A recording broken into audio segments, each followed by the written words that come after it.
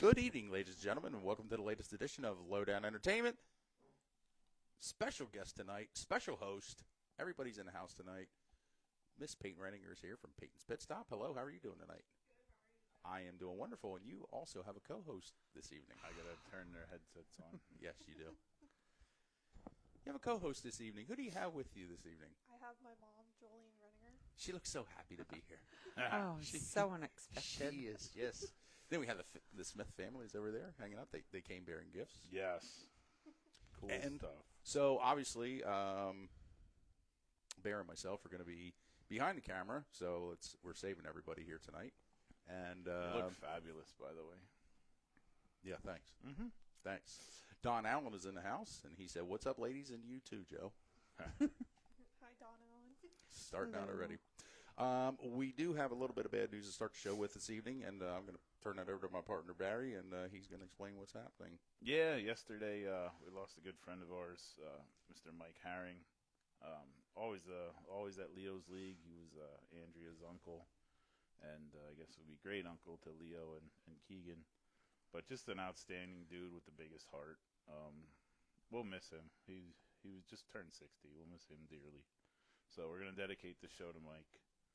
And on a better note, we want to wish our buddy Ronnie Dunston a happy birthday. His birthday is St. Patrick's Day. He's out of the hospital, recovering, and doing well. So fantastic. Good news, bad news. Yeah. Obviously, our condolences to the friends and family, and speedy recovery to Mr. Ronnie Dunston. He's a tough old hombre, that guy. He's on life number 99, I think. Still has quite a few to go. Yeah. So, hello, Don Allen. Don Allen says hi. Tara Rochelle says hi. Tara Rochelle rocked that revealing at Hoffman's. She crushed like it. 9,000 views on that video. Yep, she crushed it. She did a great job. That's enough fluffing her ego. I had a phone conversation with her on the way here, and I called her a few explicitives. She called me a few, too. So, well, can you blame her, Joe, for calling you a few?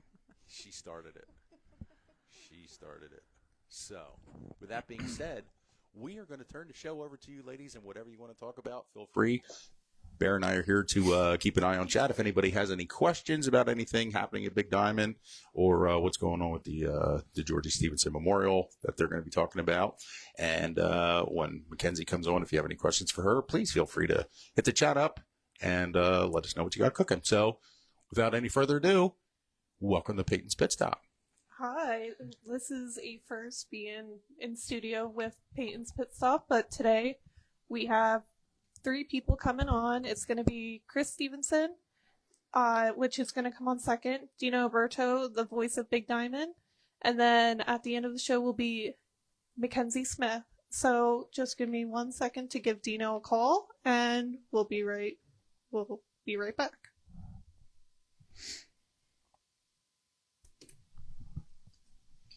Hi. So, while she's Sorry, I was adjusting the sound. Yeah, I had it messed up. It's see better now, I heard. I like us better behind the camera. Me too. Yeah, this works out so much better. Are you ready, Dino? Already? Dino's already ready. So we're gonna Dino's back this back over. ready. Yes, it's always good to chat with Dino. It's always a good night when you get a chance to talk. You know to what's Dino. even better? We get to mute ourselves and listen to them. Let's do it. Okay. Hi, Dino. How are you? I'm good, Payton. How are you? I'm doing good. I also have my mom, Jolene, here, which she'll be talking a little bit later on about the Georgie Stevenson stuff. Awesome. Jolene, good to hear from you. Nice to hear from you, too, as well, Dino. Wonderful. How's your off-season going, Dino?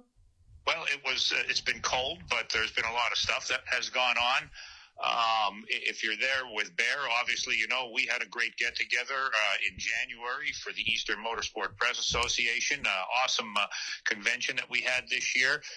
Did a couple of indoor shows. I got to a few of the indoor shows, and, of course, motorsports, and just keeping kind of busy, keeping the information going out there for Big Diamond Speedway. And also, you know, I do a lot of work up my way for Evergreen Raceway. So trying to keep busy and try to stay warm, too. But all good, and now we're just right around the corner to get things going. Yeah, with the open practice on March 29th, that should be a good turnout for a lot of people getting back in the car for being how many months off. I think cabin fever has really hit hard this year, and you know how cold it was and everything. And I think people are just chomping at the bit, fans, drivers alike, to get out there. And I really think, and you know, most years in the past, the open practice has always been well attended. But this year, I think you're going to see a really good turnout. One of the things, just aside from our own regular classes, but I just recently did a piece with the four-cylinder guys, the Keystone Sport Compact Series, and I think you're going to see a good host of those cars coming out. And then, of course, you can have sprinkled in there late models because they're going to be racing this year, sprint cars, and just about, I think, every type of car that will be racing at Big Diamond is going to be stepping foot out there this year for the practice coming up in, about 2 weeks? Yeah, in 2 weeks. Honestly, I'm ready for the late models. I love watching them, and I was so glad that they got on the schedule this year. It's been a bit since they've been back at the track. I think that's a great addition to an already great schedule that Jake put together this year. Because they bring in their own special element. You know, there's late model fans are kind of unique in the way they support their classes, just like every other division does. But we don't get to see them as much. At one time, they were a weekly class at Big Diamond, and then it turned into basically a traveling series that came in there. We haven't seen them in the last couple of seasons, so I think there's a lot of enthusiasm for when they do come in there later in the year, and it should be a pretty good show. It's basically limited late models that we have on there, and they put on a great show. I think having the limited late models is the way to go. You don't need all of that high horsepower stuff that some of these other divisions have. These guys will be coming in there, and you'll see them put on a really good show because of the classic cars that they are being limited. Yeah, for sure. But let's get started on the schedule. Again, we already mentioned open practice. And then April 3rd, that Friday after open practice, is the Fall Brawl with the modifieds, $4,054 to win. The 602 Crate Sportsman, $1,054 to win. Then the Roadrunners, $454 to win. And then you got the rookie 602 Crate class. It's absolutely a great way to kick things off. The enthusiasm right now is at fever pitch leading up to that Friday, April 3rd season opener, the 54th season opener, like you said. The Fall Brawl, it's a cool name to put on that one there. There's some good money being put up for the modifieds. If you saw earlier today, we posted the all-time winners list for opening day modified feature victors, and that's a pretty impressive list. And I'll tell you, to get things started, you really want to. It's a great way to jumpstart your season. Last year, Mike Goulart did it, and that really carried a lot of momentum for him throughout the year. It wasn't until late into the season that he decided to cut back of running at Diamond, but that helped him stay in a championship hunt all season long. And I think right from the get-go, you get to see, who is going to be shining through most of the year. And a lot of times, it's the usual suspects, but every now and then you get a couple of surprises that are in there. And that should be an outstanding field. Likewise with the Crate Sportsmen now entering into their sixth season. That class has just been phenomenal. You realize last year, not a single repeat winner through 11 straight races.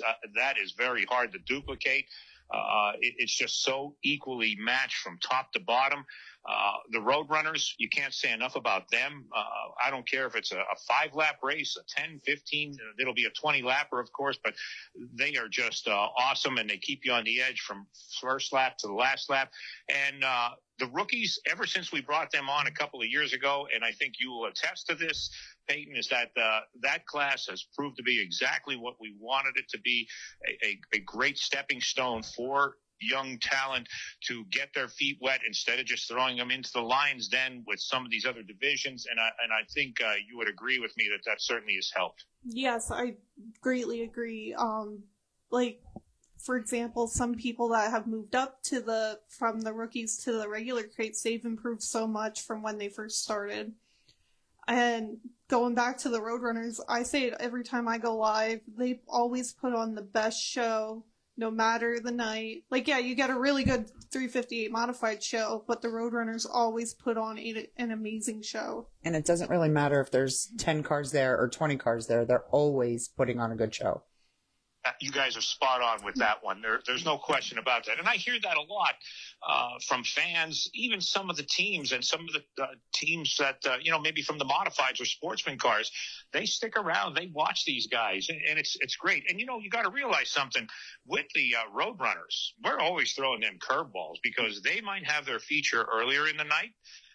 Maybe before intermission or the first feature after intermission, and the track, it might be a little heavier at that point, or we throw them in there at the very end of the night and things are slicked off, obviously. And so they have to do an awful lot of adapting, whether you realize it or not. And I think that just adds to the element of excitement that they bring to the table each week. And it just continues to get better. It's a core group there. There's not a whole lot of them. Last year, some of the numbers were getting up there, and I think you're going to see some of that actually growing this year. I got news from a couple of my asphalt friends that they've come down a lot. They watch that stuff and they want to get into that Roadrunner deal. So I think it should be a good year for those guys this season. Yeah, that would be awesome, getting the numbers back up, especially where they were in like the 2000s and early 2010s, getting the numbers back up. Because I remember when I was growing up, there would be at least a consi or two of the Roadrunners, and then there would be a full field of Roadrunners. But it's amazing how the field keeps growing every year since COVID, since I've been back into the racing community. Yeah, and keep in mind this. These are rear-wheel drive cars, basically mid-1980s, maybe a 90 here or there, but for the most part, they're all mid-80s cars, and it's hard for these guys. They're always scouring the countryside, not just around here, but I know some of these guys that have gone as far south as the Carolinas to pick up just body parts and fenders and hoods and things like that they can get for these cars, because they're not as viable, they're not as available as they maybe once had been, only because of the changing landscape, everything coming to front wheel drive and things like that.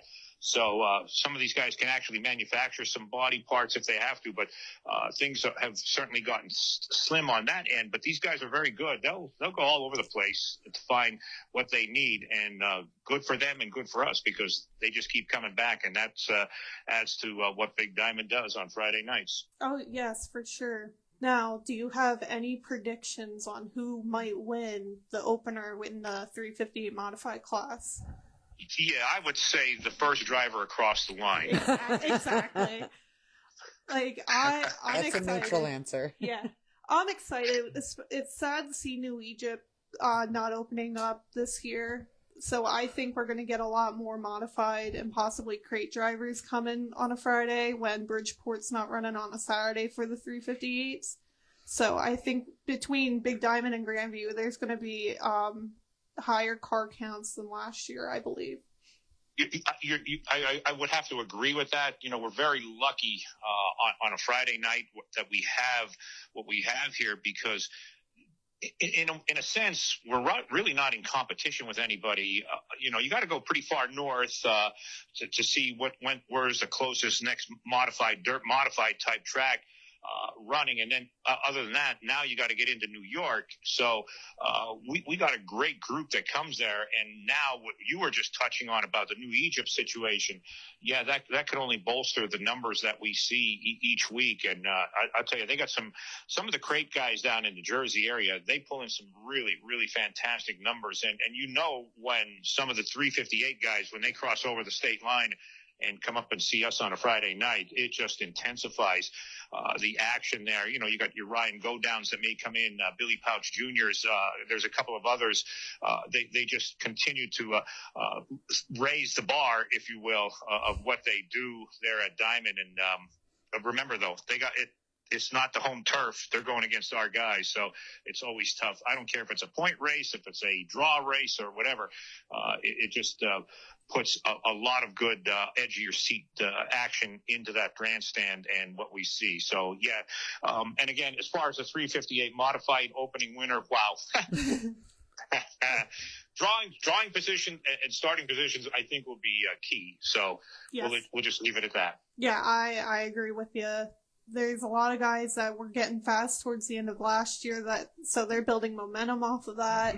There were some guys that were struggling, some guys that did good in the beginning of the year and struggled at the end. So it's going to be very different on who's going to be the winner. Like last year was Mike Goulart, who debuted at a brand new chassis, not even a Bicknell or a TO. It was a DKM, and he came off showing what a DKM can do. Yeah, and keep this in mind. And he beat Ryan Krachin, one of the Jersey guys.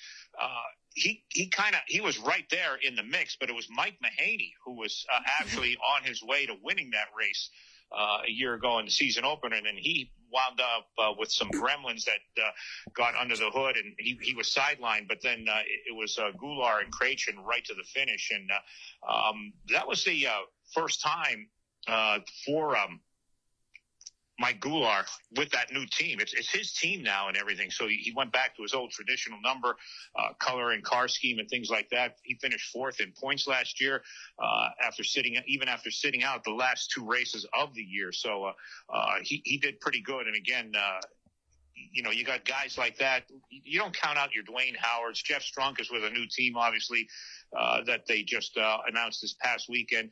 Loudon Reimer, I think just amazing what this kid has done in the last couple of years, third generation driver. And think about this, how close the points were last year in the 358s. One point between Reimert and Strunk, and then just a couple of points behind them was Dwayne Howard. All three of them right there in the mix, right down to the wire. So, again, you can't count out Mike Lasowski. Brett Kressley will be coming back, I think, with a vengeance because he broke his wrist last year in an accident. But prior to that, the 2 years where he won back-to-back titles, he was the man to beat up there. You got the Watts, Ryan Logan, Rick Laubach. Brandon Edgar is ready to bust through for his first 358 win as well.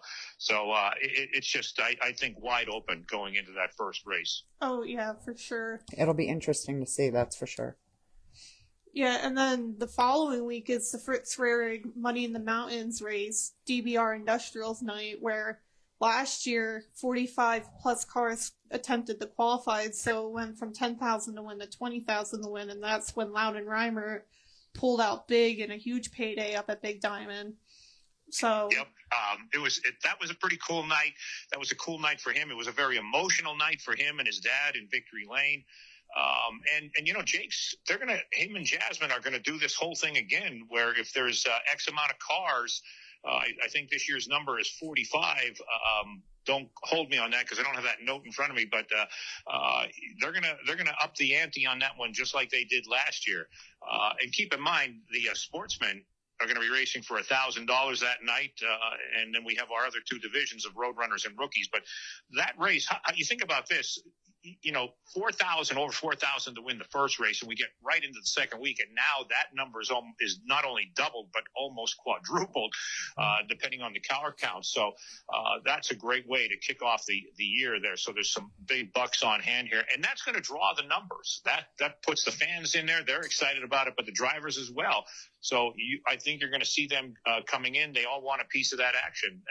It's a great way, and that is a great way to also honor the man who kind of co-founded the track way back when in 1972 and still going strong today. So that's an awesome event on the calendar each year, and very happy to have DBR Industrial Services being a part of that one too. Yeah, it is. And again, thanks to Jake and Jasmine for raising the ante on that, because it's going to draw more, again, like you said, it's going to draw more people. It's going to draw more drivers to want to have a chance to win $20,000 if the 45 or more modifieds attempt to qualify.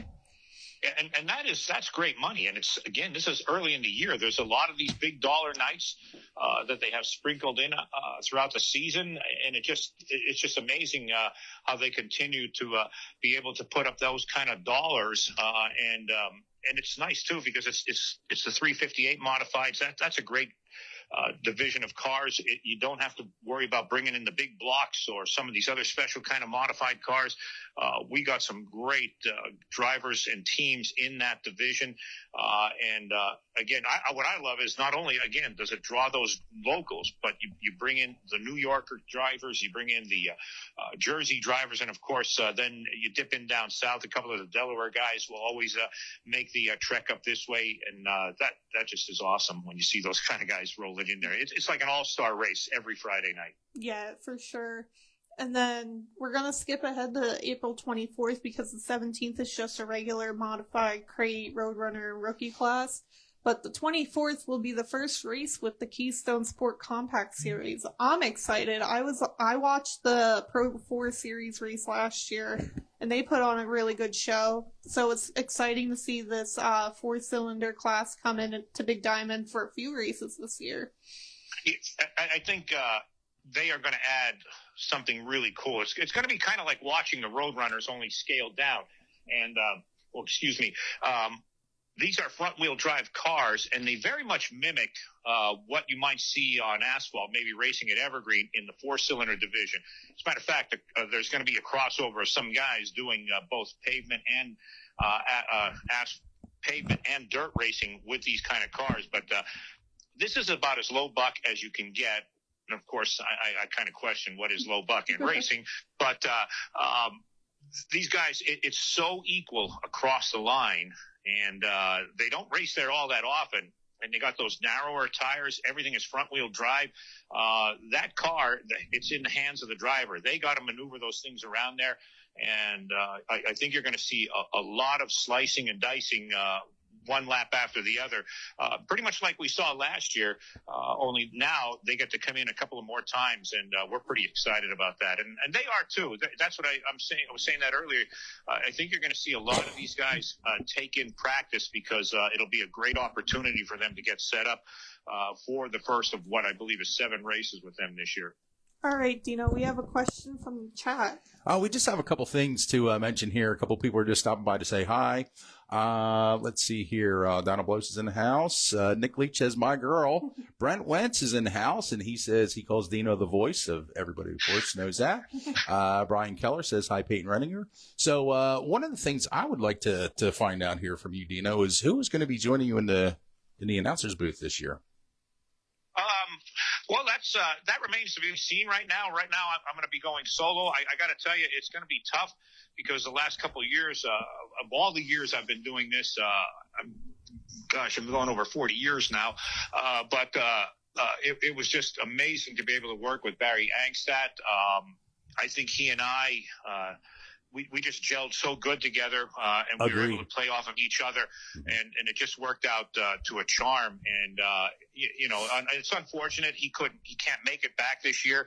I wouldn't say never that you may not see Barry stepping in from time to time, but as of right now, it may be solo. But that door's open. And so, you don't know. So, if you got anybody in mind or something, don't hesitate to, give us a shout out, and we'll see something about that. So Joe Adams, easy.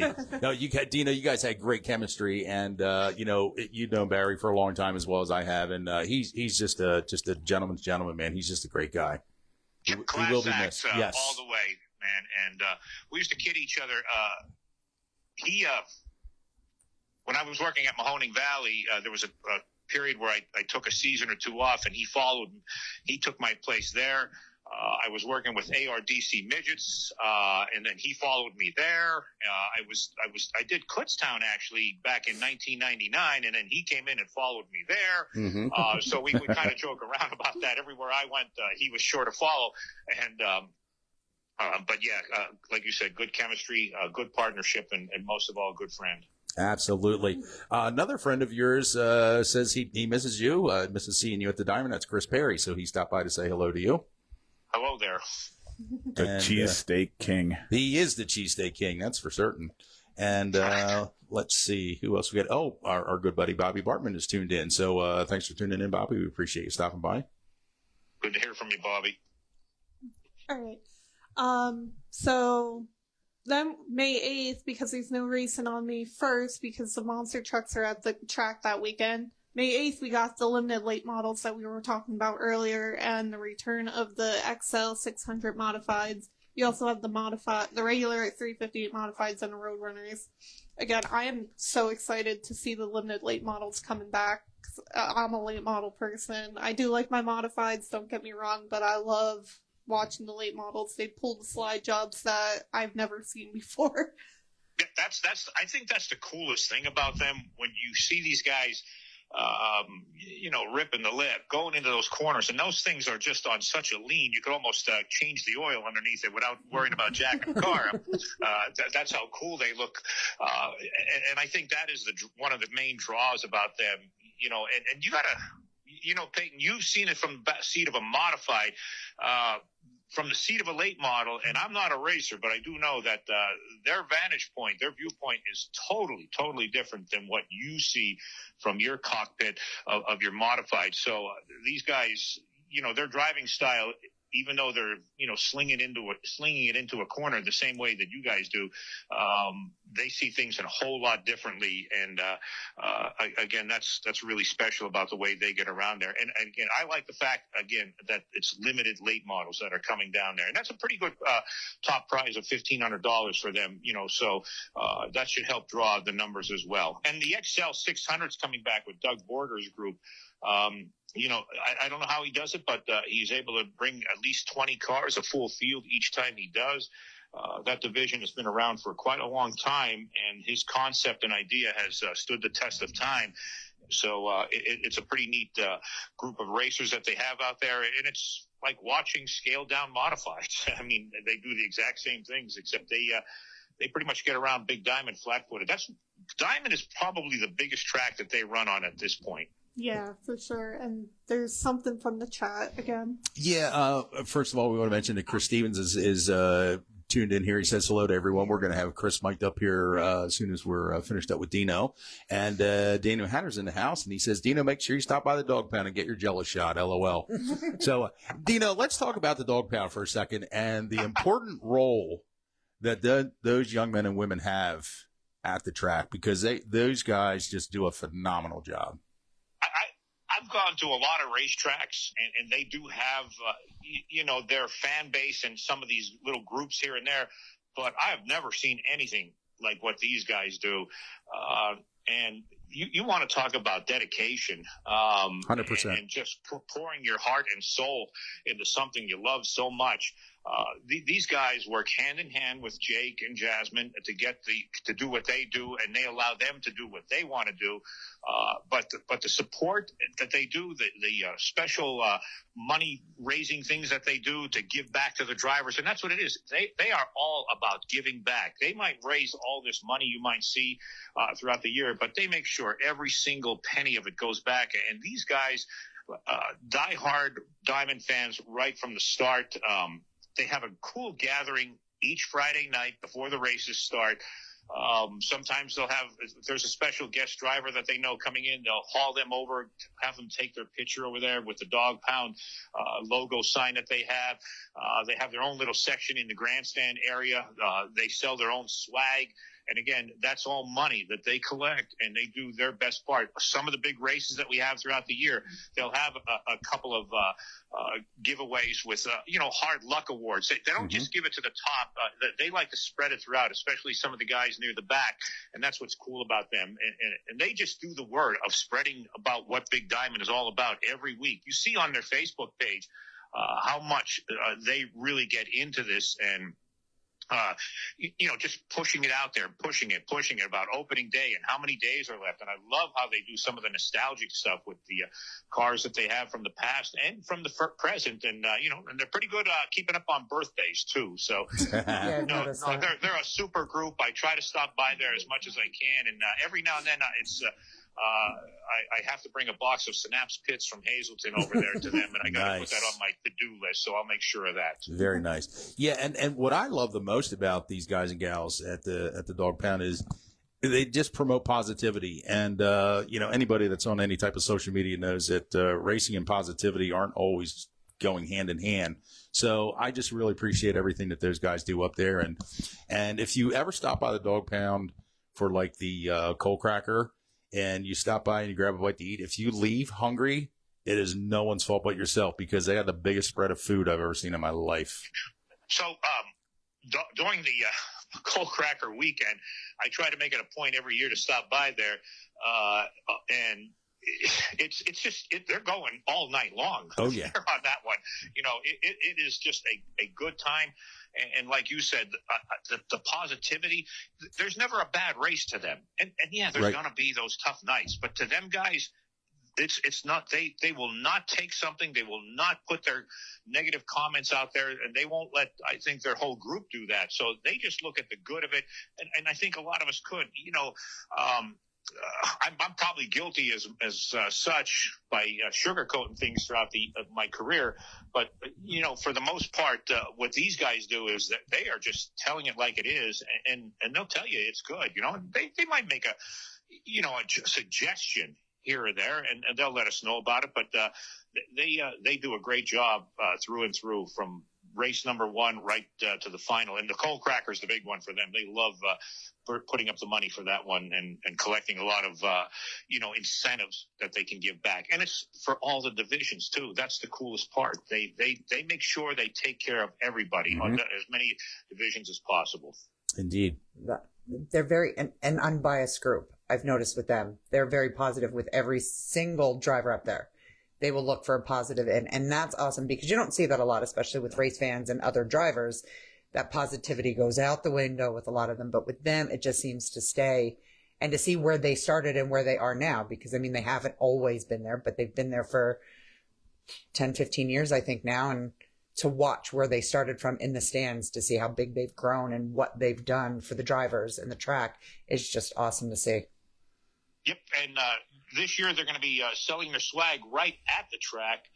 So we hope everybody stops by and sees that at the novelty stand.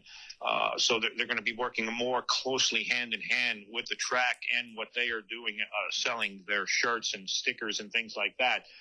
So I think that's a really cool thing, and really appreciate everything that they do for Big Diamond. Listen, I lean on these guys a lot for questions and things that I may not know, and they're very helpful to me, and I appreciate that as well.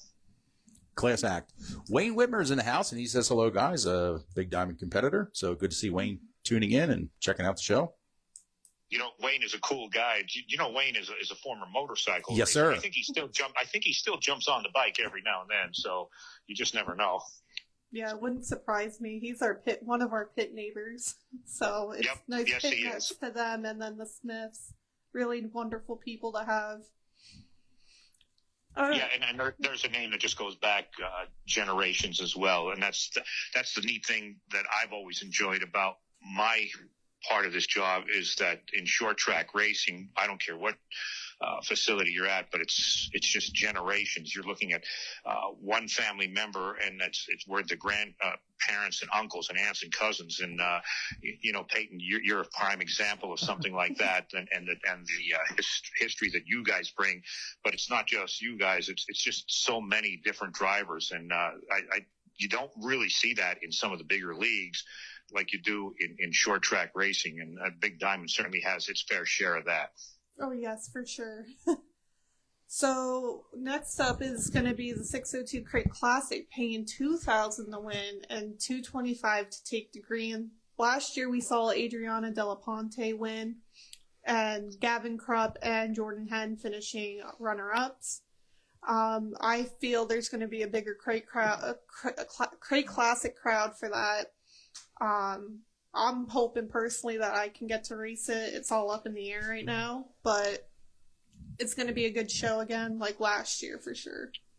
Well, and that is also going to be a doubled up purse, depending on how many cars roll into the track that night. So Red, White, and Blue Autos Inc. night on Friday the 15th. For the Crate Classic night. I'm jumping. I'm all over the map here. But no, that is going to be a night where, just like the modified Money in the Mountain deal, depending on the number of cars that show up, they will will be increasing that purse as well. Yes, and that would be wonderful. Like, even if it's 2,000 to win, no matter what, it's still a big money race for the crates, because most regular shows it's 500 to win, and then with the bigger shows it's either 1,000, and it's good to see this 2,000. And then if so many cars show up being doubled, that's awesome for Jake and Jasmine to put out.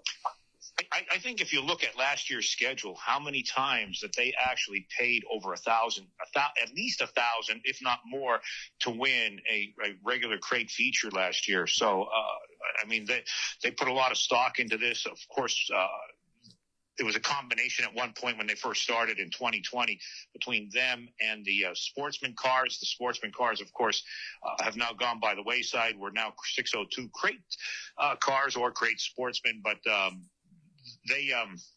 I think they really show that they are very supportive, and the Smullies in return have shown their support back to them by awarding them as many good purses as possible. So, it's really a pretty neat relationship there. Yes, for sure. And then we got the following week, the newly renowned, it was Quandale Concrete, now it's BQ Concrete Night. It's the Modifieds, the Crate Sportsmen, Roadrunners, and then the Keystone Sport Compact Series coming back for their second show of the season. Oh, and, yep. So that'd be nice. Yeah, and again, the Sport Compact cars, the Keystone Sport Compact Series, a lot of these nights, they're going to be out there performing in some of our special nights. And I think it's only good for it. It's good for them. It's good for our fans. It's good for the track itself. So their exposure, I think, is really going to hit fever pitch this year by having them on some of those great nights. And which was now not Quandale Concrete Night at this point, but BQ Concrete is now the new signature series for the Modifieds, and they did some things over the off season with their companies there, and but we're very happy, and they were very happy as well to be back with us. So there was no question about that, even though there was a merger that went on between the two. Yes, that's for sure. Because I spoke to a few people that work for Quandale and come up to the track. They're excited for everything, so it's good to have their support and just being there and supporting everyone. A good friend of mine, Rod Snyder Jr., he's in those grandstands every Friday night, but he's also a heck of an asphalt modified racer, has a lot of championships at Mahoning, and he coined this phrase years ago, is to always support the people who support racing. And I always thought that was neat. And he always rubs me when he hears me saying that Diamond. He goes, "Hey, that's my line." I said, "Yes, it is," and I was very happy to steal it from you. So he gets his fair share of that. So all good. Yeah, and now, so something new that I thought was very interesting that was put out. It's on June 12th. It's the Burnout Contest for $500 to win. That's going to engage the fans a lot, I believe. I'm still, I'm actually curious and looking forward to that. I've done burnout contests, but I've done them on asphalt. How we're going to do this on dirt remains to be seen. And it'll be interesting. It's going to be real interesting. I don't know. I hope they're aiming those tires the opposite way from the grandstands, because if they aren't, there's going to be a lot of mudslinging going on the lower section, maybe even higher than that. But that's going to be a cool night. There's no question about that. $500. I don't know. I might take my, Nissan Rogue down there, and maybe for $500, I'll give it a shot, but, we'll see what happens. That'll be a fun one for sure. And you got to throw in those fun nights every now and then. You know what I mean? Oh yeah, for sure. You got to, the interest is always peaked. I've always noticed that about Diamond, is that people love that we come in there, we race, we go home, and every now and then we have a couple of these interesting add-ons, and it does make for good racing and a good entertaining show, to say the least. Oh, for sure. Because like last year they had the big wheel race for the kids, which was awesome, and there was a good turnout for that for the kids. Yes, yeah, and I tell you what, they got some pretty impressive trophies out of that whole deal too. Yeah. So that was pretty cool for them. Yeah. Also, I forgot about this until we started talking, but on April 3rd, the opener, Janelle Purcell and Janelle Kramer and Leah Purcell, they're giving away Easter baskets for kids and all that. So that would be interesting because Easter's that Sunday. Yes, it is. As a matter of fact, I'll tell you what, they've done a nice job of promoting that. If you scroll down through our Facebook page and on their Facebook pages, you can see the information. They're looking for some donations, baskets, and anything that you could put into these baskets for these kids, and that's pretty cool. And certainly, we're very happy that they were able to do that. And these are things that we don't reach out to them; they just take it upon themselves, and they're doing this. And so, again, all part of the great fan base and the support you see at Big Diamond from everybody, from drivers, teams, and you got people like them that are going out there and just doing this. They say, hey, we want to do something. This is what we're going to do. And, we have at it, and it's exciting to know that you have these kind of people in your backyard or in your wheelhouse, if you will, and able to do what they do. Yeah. Joey, really quick, you're a little too old for an Easter basket. I watched Mouth that bear. An Easter basket. You want to go and get an Easter basket? Yeah, we should go just to get an Easter basket. At this point, I think Kenzie may hit the age limit that she's aged out this year for him too, which is a shame. But you willing to give yourself? We can't root through the basket just to take the candy. I like how you think, Dino. I really do. I think we should do that. Okay. I like how you think. A couple things from chat. Leah Purcell, who just got mentioned there, says hi, Payton and Jolene. Hi, Leah. Tobias Lilick has a question for you, Dino. When did you start announcing and where?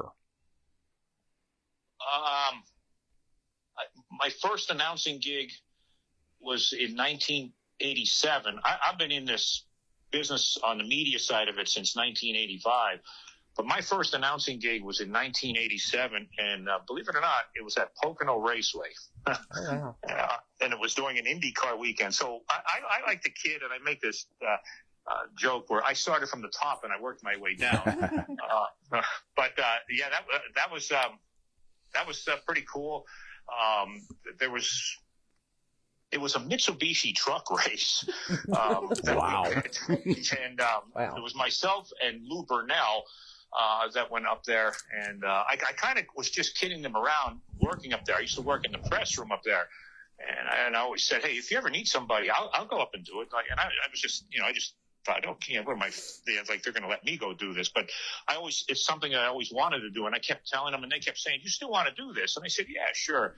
And as time was going on, we were at that particular weekend, and they said, you still want to do this? I said, yeah, sure. And they said, okay, go up there now and do it. And Just I'll never screw you forget. to the Here you wolves. are. Yeah, here you are at this massive facility. I think Lou, at the end of that race, he had to peel my hands off the microphone because I was shaking so much, and it was just it was quite an experience. But that's where it started, and we're still going. Next year will be 40 years behind the microphone, but I'm over 40 plus years just in the business of it. So, yeah. Wow. And so, yeah. I guess I've been there, Evergreen for a lot of years, Mahoning Valley. I've worked with ARDC. I've done several different tracks. Let's see, I've announced that, I guess, Grandview. I've been there, Selinsgrove, Kutztown. There's Flemington. When Flemington was open, we did a couple of shows down there. So we've been around the block a couple of times, and we're still going around that block. So kind of back down a little bit, but it doesn't seem to be working. So as long as you still enjoy it, then I guess that's a good thing. For sure. So there you have it. All right. So the next big money race for the modifieds and the 602 crates is going to be on June 26th for Dukeman Enterprise and Topless Night, where it's $7,000 to win for the modifieds and $1,000 to win for the 602 crates. There's also the Roadrunners in the East Coast Legend Series. Me personally, I enjoy Topless Night. I know a lot of people in this room don't enjoy Topless Night, but I personally enjoy it. Well, let me ask you. Not that type of I'm always topless show. curious that. Yeah. This is supposed to be good, clean family entertainment we're talking about here. I wanted to ask, what is your aspect behind the wheel after running with the roof on and then all of a sudden taking that off? What kind of a feeling is it? I'm asking a question now. So what's it like? I don't know. It's just a different feeling compared to having a roof on, and it's just different. That's why I really like it, and I feel like I'm going faster, even though I'm going the same speed that I go any other time. So it's just the experience, I'd say. Yep. It's kind of like when you take the roofs off those cars. You may have heard me say this, that they really resemble a super modified type car without the wing on. Yes. If you've ever seen them run, like at Oswego and places like that. I just think it's really cool, and there is something different about watching those cars go around like that. And again, some pretty good money being put up just to take part of your car apart and go out there and race. Yeah, for sure. And then on July 3rd, it's the Georgie Stevenson Memorial Night, which we'll talk about more later, and B&H Landscaping Night, where we have the modified Twin 20s and 602 Crate Sportsman again for $1,000 to win. Got your Roadrunners Keystone Sport Compact Series, and my favorite part, the fireworks. I'm a fireworks You gotta love the fireworks. That's always a big one. Yeah. They always put on a good display. Yes. They do, and keep this in mind also. It's twin 20s for the modifieds, and each one of those, it's going to be separate. It's going to be regular points for each of those 20-lap features. So you're at the midway point of the season. For the championship contenders, that could be a make or break kind of night. And, I think it's really neat to be able to spread the points the way they do. And it's neat to see how everything kind of fans out by the time it's all said and done. And you can see some real good shuffling at that point. And then, you really get into the nitty gritty over the next month and a half. But having the twin 20s, it's also kind of cool because you're flat out for 20 laps. It's not the extra 5 or the extra 10. You got to really hammer down for those kind of shows, and it shows. So the second race should be really interesting too, because I don't know at this point how the invert is going to go, but if it plays out right, you might see a surprise winner also. That's the neat, unexpected part of what you see in those kind of short dash runs. Yes, for sure. And we have a question from the chat. Yeah. First of all, Cindy Warden says hello, Dino. And the second question is a technical question for you, Payton, being a driver. This is an interesting question. Scott Bauer says, "Are the cars looser, than normal without the roof on? Is there a handling difference when you take the roof off?" So I already. Or should I ask Joel? I'm sorry. He's not mic'd up. It might Love be you, brother. different with the modified versus the No, rookie. he was running crates. Oh, okay. Yeah, at the time. Oh, yeah. I wasn't even thinking that night. I don't tend to watch Topless Night. I don't watch much at all. Yeah, me neither. You don't watch when me and Dad are out, so. Nope. But I run my car already loose, so I don't really feel much of a difference because I like driving it loose. It's handling's a lot better. Once I get more experience, I think I'll tighten the car up a little bit more. But other than that, I already run it loose, so I don't really feel much of a difference. But thank you for asking that question. Yeah, I thought that was an interesting question. I'm glad you asked her and not me, because I couldn't think of the difference between a race slick and a hair slick half the time. So. Then on July 17th, it's a big payout for the Roadrunners. It's the Double B Bob Bowers Memorial, paying tribute to Bob Bowers, who we lost a few years ago. They're running twin 12s, paying $500 to each feature winner, and I believe there's also lap money involved with that. I believe that was last year. If you recall last year, Jeff Bowers and his gang, they started off with $500 to win, and the calls were coming in. Hey, you know what? Now it's $550. Wait, it's $750. Wait, it's $900. Wait, it's $1,000. By race night, it was $1,450 to win, which was a record payout. for the Roadrunners, and we didn't do it once. We did it twice. Alex Schofstall and Andrew Fayes III were the winners on that deal. But we just recently put a piece together talking with Jeff about that, and they're super excited about bringing that show back this year.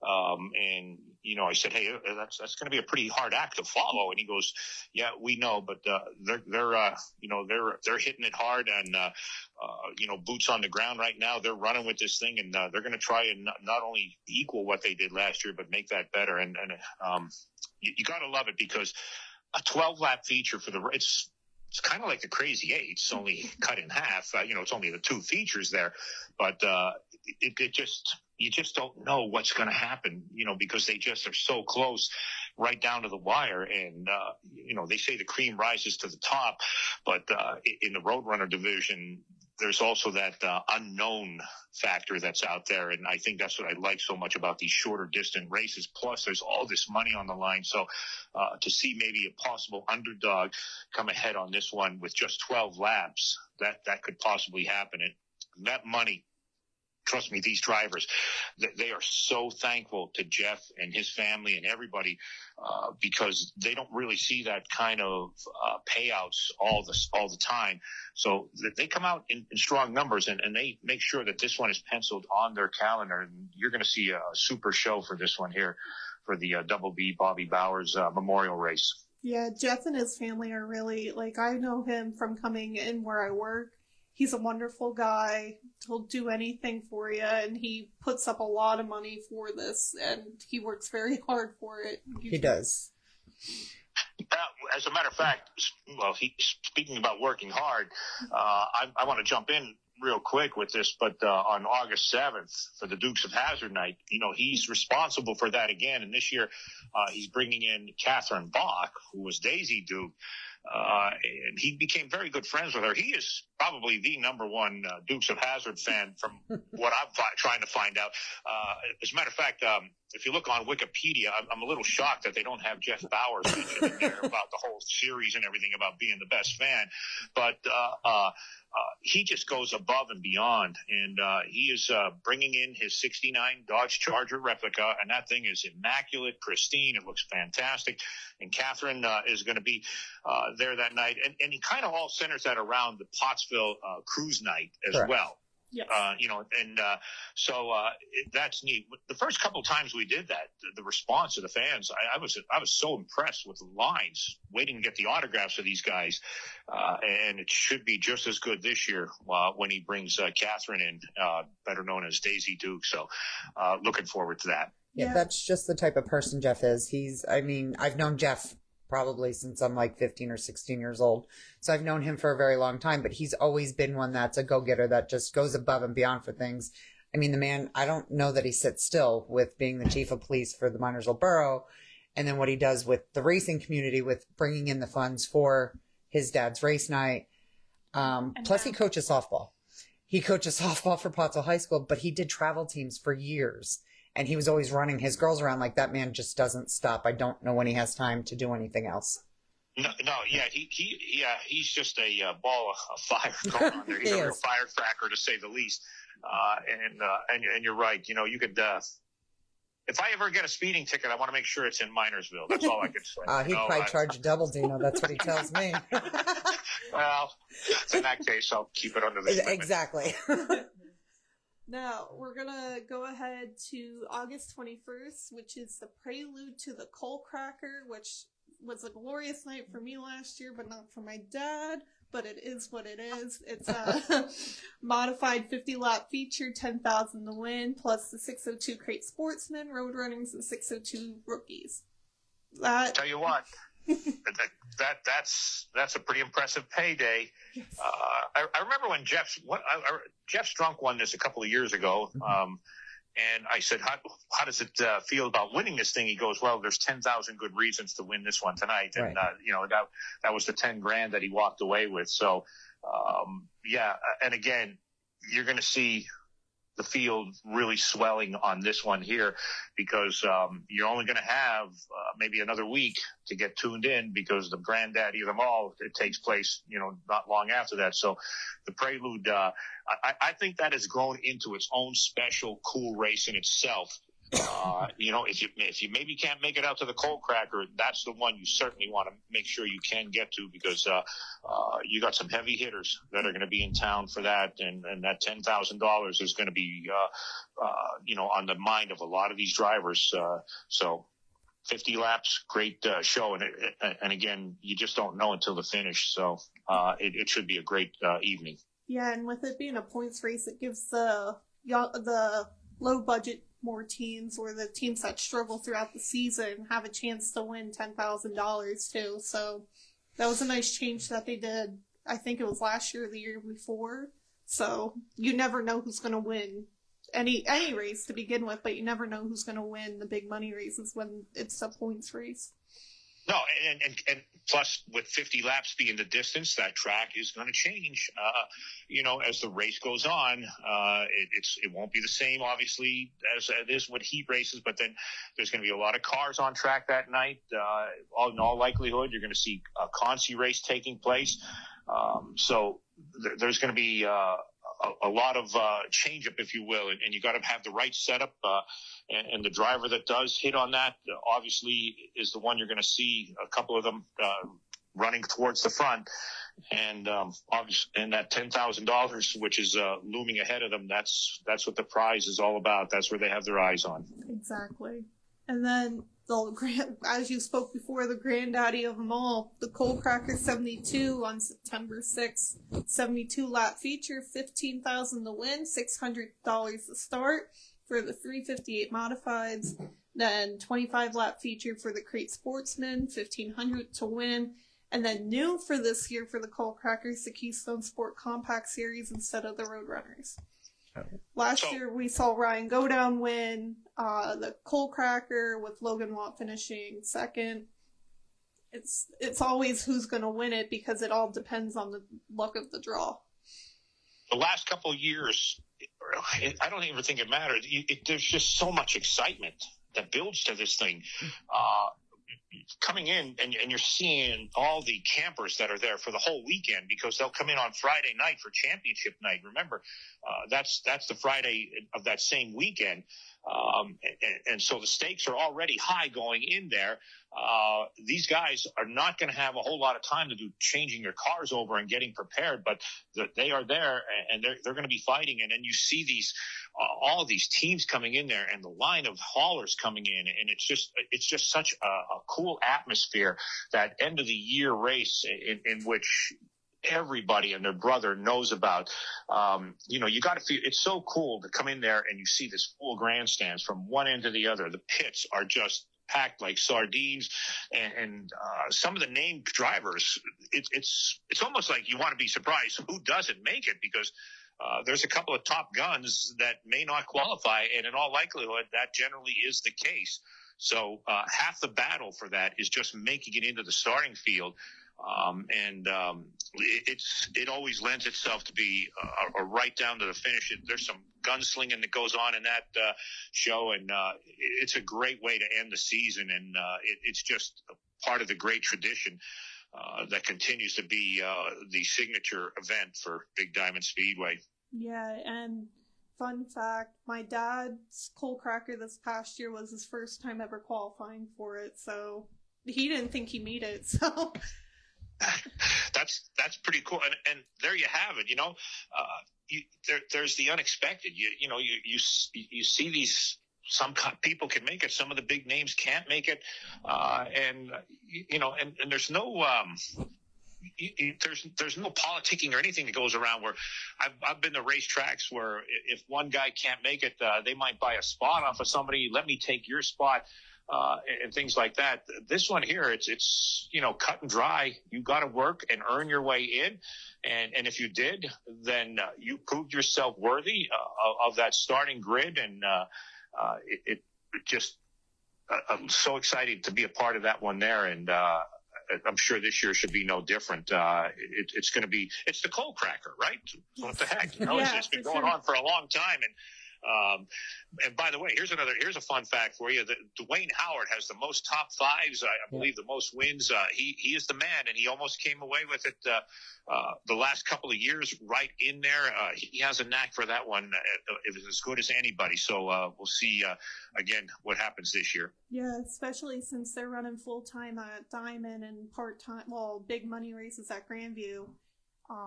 I think they're chasing to get close to the 100-win mark with him, and then Alex Payne running big money races in their backup car.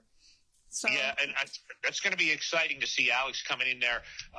Last year, during the Super Dirt Car Series, he was third in that race, and but this year coming in, now he's going to be on the American Racer tires, Dirt Car Series running the Hoosiers.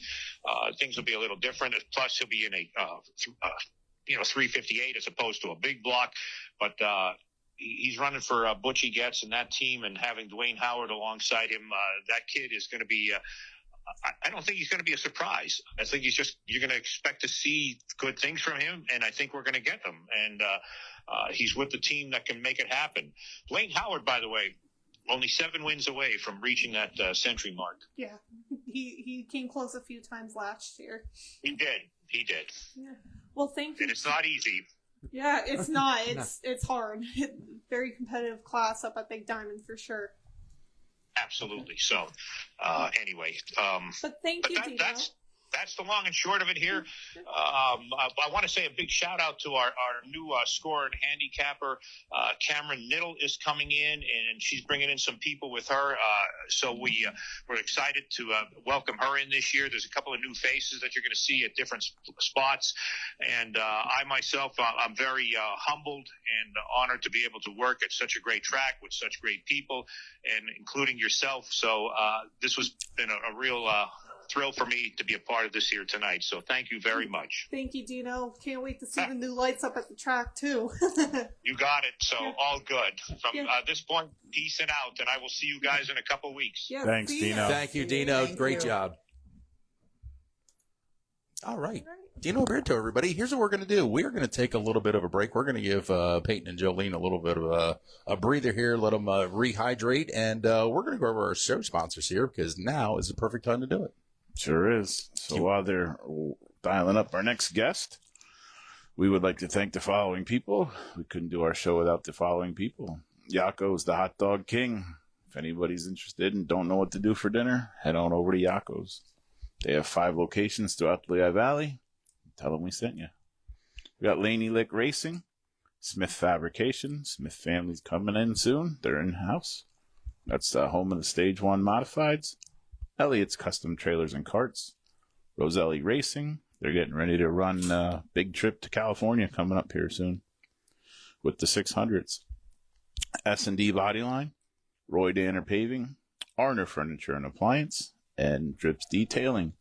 Proud sponsor of our Young Lions program. We had AJ France on last week. And if they ever give Colton Williams off on a Thursday, we'll get him in here. And our good friend Carlin Singleton, our 3 guests for looking Lions. forward to get the other Young Lions on. And AJ did a fantastic job last week. Indeed. And what did we learn about AJ? He doesn't like dirt. And he needs to grow the mustache. And he needs the family stash. Yeah, he needs the family mustache. Yep. He's about 30 years behind on a little sucker. bit. But yeah, because Dad and Grandpop have the greatest mustaches They're dialed in motorsports. They're spectacular mustaches as far as mustaches go. Absolutely. So it's really good stuff. Hey, High Limit's on tonight. Yeah, season opener at Vegas. Who you got? I don't know.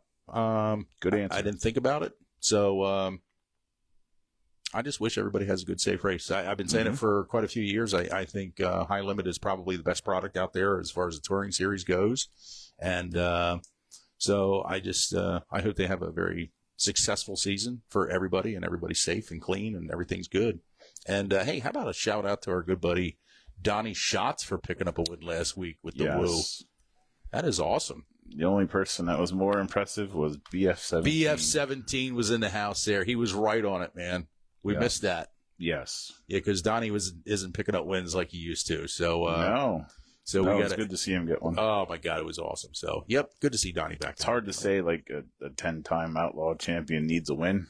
Yeah. I think But he needed did. a win. He needed a win, for Yeah. sure. So I think Payton is all squared away, and she's all ready to go with our next guest. So we're going to turn the microphone back over to her. So enjoy the rest of the show. Next up is Chris. Oh my god, I can't get him on speaker. Hold on. What did you do? Oh, there we go. Okay. Chris Stevenson, who will be bringing back the Georgie Stevenson Memorial activities that used to partake at Big Diamond. Hi, Chris. How are you? I'm great. How are you guys tonight? I'm doing good. We're doing good. I also have my mom here. Hi, Chris. Hi, Julian. There we go. So, Chris, can you give the viewers the story behind the Georgie Stevenson Memorial for us? Sure. So, right about when my brother was 6 years old, excuse me, and was diagnosed with cancer, he started going around and actually raising money for other kids with cancer. And that was probably around 1973. And he did that for quite a few years up till 1979 when he passed. And he just raised a lot of money for kids with cancer. He just always said and thought that, hey, there's a lot of more children out there less, fortunate than me. And he always wanted to kind of help everyone else. And boy, that it carried on. And boy, what a legacy it has turned into, all because of a little boy wanting to raise money for other kids. Yeah, that's awesome. What, as drivers and fans, expecting to witness with the returning of some of the things with the Georgie Stevenson this year? Well, it's pretty exciting. I guess I got to give a lot of credit to Jolene for this. Excuse me. She kind of put the fire up my butt, I guess, at the last memorial race. And she said, hey, if you're ready, we're all ready. And it was kind of she's like, hey, let's go. And that's all I needed. I think we were ready to get it started again. And it's exciting to get it started again. I think it kind of, when my dad passed, it kind of, everyone in the family was like, let's just kind of take a break for a while, and I'm glad we're starting it again for sure. It's not a small undertaking. It is a huge thing to just keep the ball rolling on it. And to restart it, it's been a huge ordeal for you to actually do it legitimately and make sure you have all your ducks in a row. Way more than I thought. More paperwork than you could have imagined. And none of us even realized that that's what we were going to have to get into. Chris has thought about bringing it back for a few seasons. And I looked at him and was like, when are we doing it? And as did John Dietrich, I think, talked about it last year as well. So it's like, I mean, I did the Georgia Stevenson 50-50 up at that track for many, many seasons. I've done many things up at that track. I've worked the fry stand. I've worked gates. I sold pictures for Dave Gaiman, but I think the most fun I had up there was selling the 50-50s because I got to walk around and learn who the drivers were, but I also got to raise money for sick kids. And I'm always fundraising for something, but it's the sick kids that make me feel the most energy about doing. I don't know if that makes sense. Absolutely. It blows me away that when we decided to do this, and we knew that we were going to need a place to do it, besides just being a Big Diamond, we needed an actual stand to be in once again to do so. And when we made the announcement that we were after a certain cabana shed, if you will call it, to sell the 50-50 tickets from, I was overwhelmed with support of who wanted to donate to make this possible. And I can't thank those people enough. Without them, we wouldn't even be doing it. Yeah. Right. Speaking of the shed, that was interesting to get up to the track. When they when they assembled it in the yard across the street from my house, and I was like, how is it getting from here to there? Because, I mean, we only live 15 minutes from the track, but when you're on a normal driving without a trailer day, but when you're driving with something like that, I was like, yeah, I'll see you in like 3 hours. Yeah. we had to pull over at least 6 times because it kept shifting every bump my dad hit on Breaker Road, and then going from up a 901, breaking off at the helipad. That was something. But we got it up there. And I'll be doing a lot of thanking tonight as we do this. And I guess a huge thanks obviously goes out to Corey, massive supporter of the memorial all these years. And again, he knows, so I don't live in the area anymore. And when I spoke to Corey about, hey, we're going to get the shed, but the problem is we need to get it there somehow. And Corey's like, don't worry about it. Don't say another word. It's handled. And just like that, it was built, and it was there. He just stepped up and took care of it for us. So thank you, Corey, for that. We appreciate it a lot. Yeah. I'll make sure to pass it on. He's still at work. Yeah, it's Ramadan. So, but I know 50/50 are coming back. Is there anything else coming back, like the helmet drives that the drivers used to do, or? Yeah. So we're going to do the helmet drive again this year. Another thing we're going to do, we're bringing back the Sportsman Award that used to be for the driver that helped the Memorial Fund the most. Awesome. We're bringing that back, but we're actually going to change it up a little bit. It used to be the Georgie Stevenson Sportsmanship Award. We're now going to call it the George Stevenson Goomba Award. If anybody knew my dad, if he was your friend, he called you Goomba. So I think it's rightfully so that we switch it to the George Stevenson Goomba Award. Absolutely. That's awesome. Who would you like to thank for getting everything together to make all of this happen, Chris? Oh my God, you guys. Without a doubt, you, Corey, Payton, Jolene, oh my God, you guys have been amazing supporters, helping me get it started, getting it rolling again. Of course, it's a legacy up at that track, and I couldn't imagine doing anything else. And you know me, I like keeping busy up there, so... Yeah. Big supporters we have are Jim Neidlinger and Christy on Disco.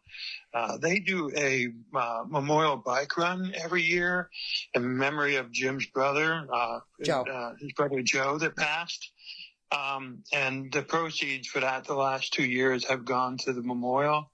And they're another reason, when they chose us 2 years ago, that was kind of the first fire under my butt to get this rolling again. And we can't thank them enough for choosing us as the recipient of the funds for that memorial bike run every year. Yeah, that's awesome. That is a fun bike ride to be a part of and to watch happen. Just the sheer amount of bikes and riders that come in. I actually, oddly enough, where the bike ride starts and finishes at is the local firehouse in Llewellyn. And I happen to bartend for their event afterwards every year. So it's nice that, oddly enough, I was a part of the fundraising for it without even thinking about it. Because I didn't know the first year they decided that's where the donation was going to, that's where it was going to. So it brought some tears to my eyes when Jimmy and Christy and Jimmy's sister Jeannie had told me what they were going to start doing with the donations for that. It just, because it's just a fundraiser and a fund that holds near and dear to my heart for so many years. Yes. Yeah, absolutely. Yeah, because I know it's a goal of me and my dad to eventually win one of the Georgie Stevenson Memorial races because... Oh, your dad's never won one. I know. John Dietrich won too. Yes. He has two up on that. Yeah. But it's exciting for sure to have all this happening. Yes. Is there anyone else you'd like to thank? Absolutely. I want to take a second to just kind of thank my family because, they're a big part of getting this done. My wife, who helped me so much over the winter this year to get this legalized in the state of PA, which is that in itself is a lot of work. And to actually get your small game of chance license. boy, did that turn into a lot of work. Yeah. A lot more than we anticipated because of where we reside, we found out. We reside in Perry County, and that became a little bit of an issue of where to actually get the small game of chance license for. So that Because of the turned cross into county. a lot more work than we anticipated. But hey, it's done. It's great. We got it. We're legalized with the state. We are now again a nonprofit 501c3. Again, thanking my wife for helping me get all that done. Thank you to Jake and Jasmine Smalley.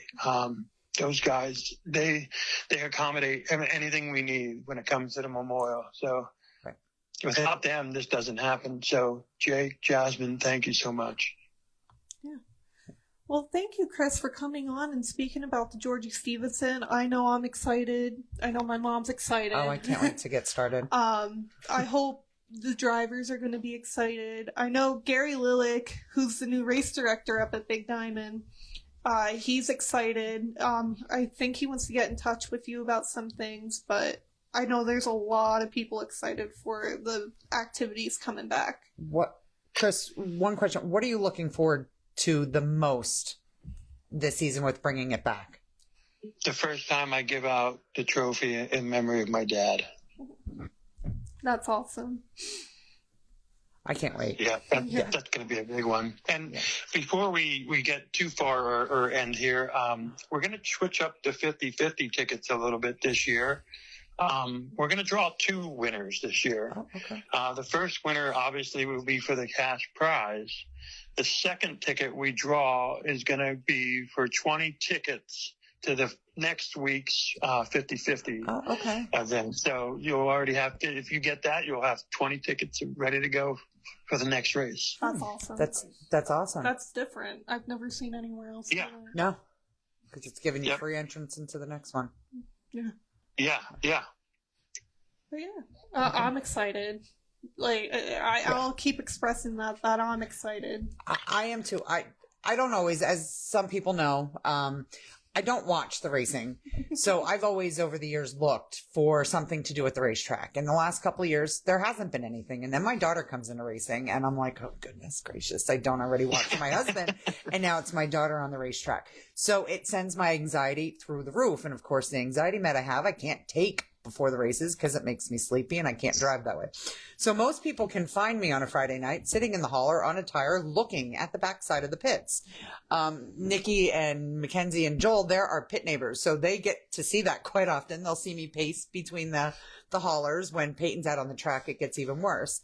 But Janelle Kramer, who I'm thankful for, when Payton was leading and winning her first race, she knew that I wouldn't be watching. She knew that I would be sitting, staring at the back fence. So she had called me on video chat on Messenger to make sure that I got to see my daughter win a race. Now I did creep finally to the fence and did watch her come across the checker flags, and I did get to see that, but I like to keep busy up there, and I don't get to keep busy enough to keep my mind off Corey on the track and Payton on the track and even others that I've come to know and love, because I get nervous when Kenzie's out on the track, and she's only a child that I've met 4 years ago, I think.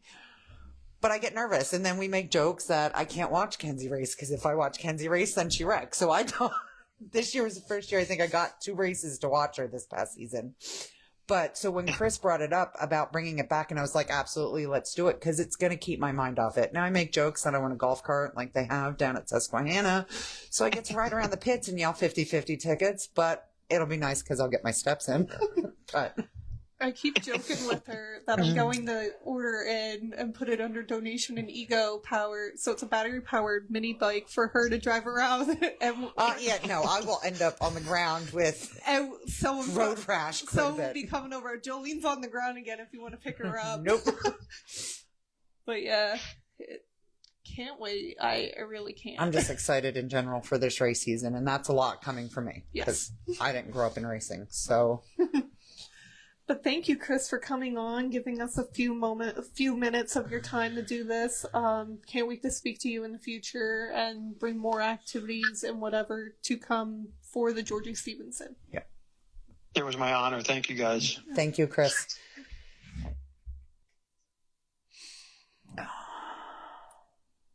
We're going to take a break to Joey and Bear.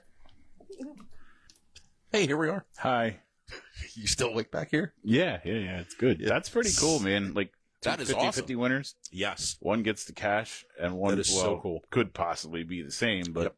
second guy gets 20 free tickets for the following week. Yeah. I dig it. Me too. Like Very a ditch. Yeah. It's an awesome idea. Mm-hmm. We got Raceway Fire and Safety in the house, and he's wondering if Big Diamond has a fire and safety crew this year. That is a when we fantastic. go back to talking Yeah. to them, we should ask that We question. definitely should ask that. It's good to see Joe. I haven't seen Joe for a while. It's been a minute. Yeah, it I think has. probably Orville, maybe. It's been a while. It's been a while. We don't like when we don't see him. That means he's busy. When he's busy, things aren't good. Right. We don't like when he's busy. No. Just like her pop. Prison guard guy. Yes. Not good. Yeah, when it's he's not busy. good when he's busy. No, not at all. Not at all. Well, as our fans can see by the little screen in front of them, that McKenzi Smith has joined the podcast. She's a wrestler now. She really Yeah. She'll beat your ass, come at dude. me. Come at me, bro. I'll give you $100 if you kick his ass right now. Christ, she just strapped me up, man. I'll be all cradled up, tapping out. That I can deal with. Yeah, I just don't want to get my butt whooped. All right, let's go. Hey, back. let's back to the ladies. Okay. So what was the question that was asked in chat about fire safety? Yeah, so Raceway Fire and Safety asked if Big Diamond has a, let me get back to it, trained safety team at the track. That's a good question, but That's the why person, he asked it.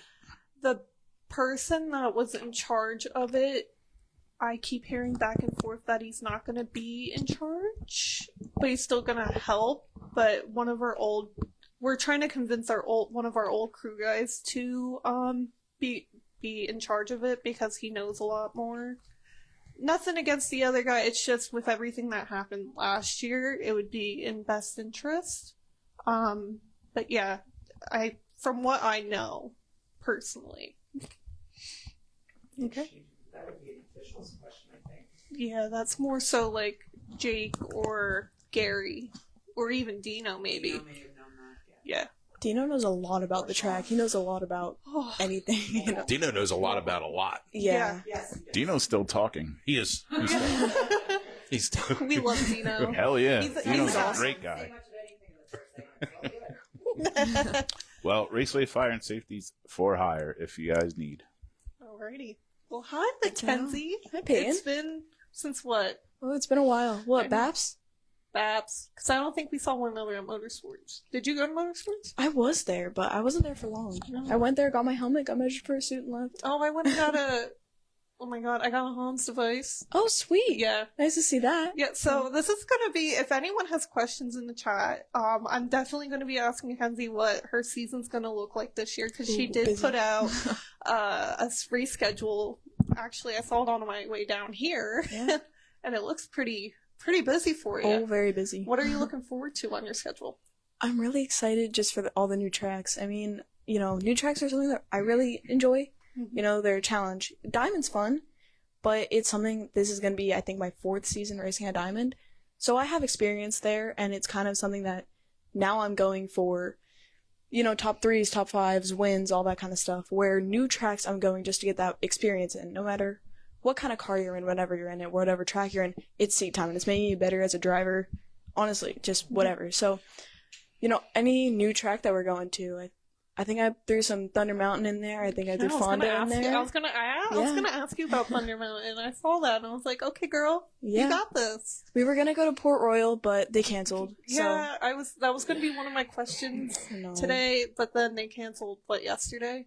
So, or Tuesday, yeah, yesterday, something like- that. Yeah. But they were gonna get a good crowd. Oh yeah, they were gonna get a lot of cars, but as the week went on, they a lot more people started backing out. So it did come to the question: were they gonna get enough cars, you know, to run a good show? Yeah. I hear a lot of people saying how, you know, the modifieds even put on better shows than sprint cars. I wouldn't know. I mean, I sprint cars don't- put on good shows. Like I watch some small fair share, like up at Diamond when they come up, or Yeah. if I have Flow, which I usually have for a month for Eastern Storm. There you go. But Like, I like my sprints, but I'm more of a modified late model type guy. Yeah. Well, we're a little biased because we race them. Right? But, you know.